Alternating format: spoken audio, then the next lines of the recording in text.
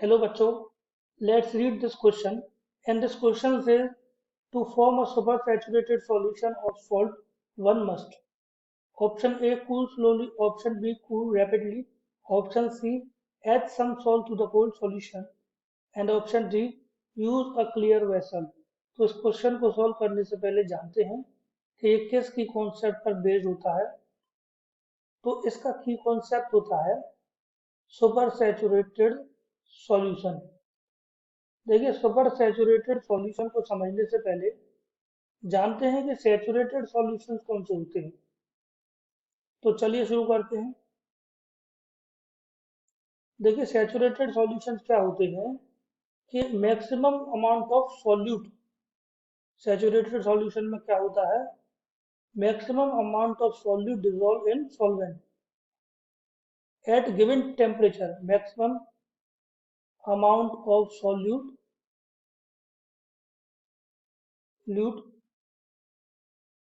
soluble in solvent at given temperature, ये condition होता है सैचुरेटेड सॉल्यूशन का। लेकिन सुपर सैचुरेटेड सॉल्यूशन में क्या होता है कि सैचुरेटेड सॉल्यूशन में ही थोड़ा सा अगर सॉल्यूट ऐड और किया जाए, मतलब एक्सेस ऑफ सॉल्यूट अगर ऐड किया जाए तो सुपर सैचुरेटेड बन जाता है।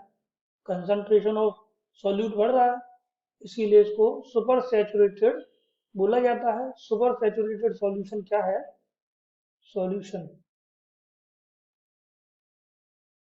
देखिए थोड़ा सा इसमें ऐड और कर दी सॉल्यूट, इसको बोल सकते हैं saturated solution. Super saturated solution is equal to saturated solution plus excess of solute. देखिए ये होता है सुपर सैचुरेटेड सॉल्यूशन। देखिए अब होता क्या है कि जब टेम्परेचर बढ़ाया जाता है तो सॉल्यूट जितना सॉल्वेंट में डिसॉल्व हो रहा है सैचुरेटेड सॉल्यूशन में वो बढ़ जाता है, और उसकी वजह से और ज़्यादा सॉल्यूट सॉल्वेंट में डिसॉल्व हो सकता है। ये ऐसा ही केस होता है सुपर सैचुरेटेड सॉल्यूशन को बनाने के लिए। उसके लिए सबसे पहले सैचुरेटेड सॉल्यूशन को हीट किया जाता है, और जब इसको हीट किया जाता है तो सॉल्युबिलिटी बढ़ा, और सॉल्युबिलिटी बढ़ा सॉल्यूट का सॉल्वेंट में, इसीलिए मोर सॉल्यूट ऐड किया जा सकता है और सॉल्यूट ऐड किया जाता है। तो सॉल्यूट के एडिशन के बाद उसको जेंटली कूल किया जाता है, उसके बाद स्लोली उसको कूल किया जाता है, और ये बन जाता है आपका सुपर सैचुरेटेड सॉल्यूशन। सो हमको क्या चाहिए सुपर सैचुरेटेड सॉल्यूशन को बनाने के लिए, उसको कूल करना पड़ता है स्लोली।